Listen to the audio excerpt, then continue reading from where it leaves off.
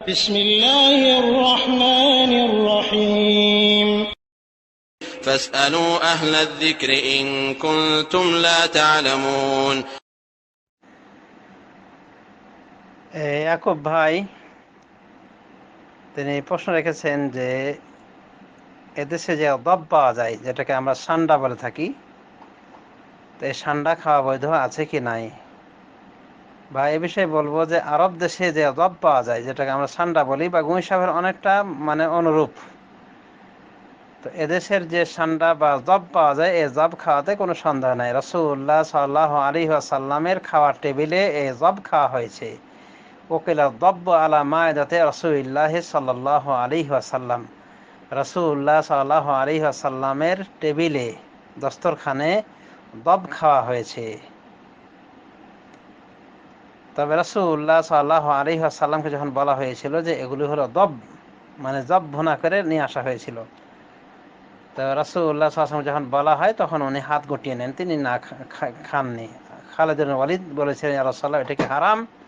বলেছিলেন হারাম তো নয়, কিন্তু আমার কওম অর্থাৎ আমার অঞ্চলের লোকেরা খায় না, তাই আমি এটাকে খেতে একটু ইতস্তত বোধ করি, রুচিতে কোলাই না, এটা বলতে চেয়েছিলেন। তো এই জাতীয় হাদিস বুখারী মুসলিম সহ বিভিন্ন হাদিস গ্রন্থে এসেছে। তো রাসূলুল্লাহ সাল্লাল্লাহু আলাইহি ওয়াসাল্লাম তিনি ব্যক্তিগতভাবে না খেলেও তিনি সাপোর্ট করেছেন। খালিদ বিন ওয়ালিদ তার সামনে মচমচ করে চাবিয়ে খেয়েছেন। অতএব এই দব, এই সান্ডা, আরবের এই সান্ডা খাওয়া যেতে পারে। আমাদের দেশে যদি এরকম থাকে তো খাওয়াতে অসুবিধা নেই ইনশাআল্লাহ।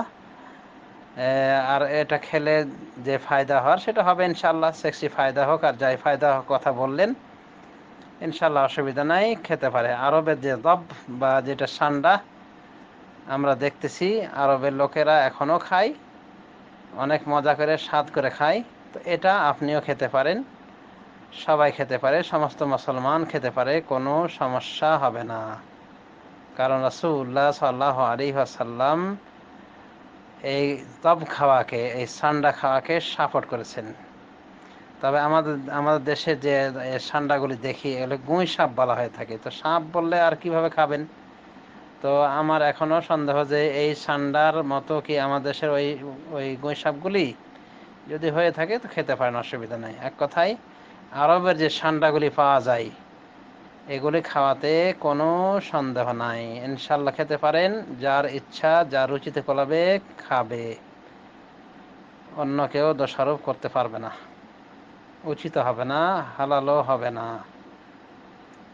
কারণ রাসূলুল্লাহ সাল্লাল্লাহু আলাইহি ওয়াসাল্লাম এটাকে হারাম করেননি, বরং হালাল ঘোষণা দিয়েছেন, তবে নিজে ব্যক্তিগতভাবে খাননি, রুচির কারণ।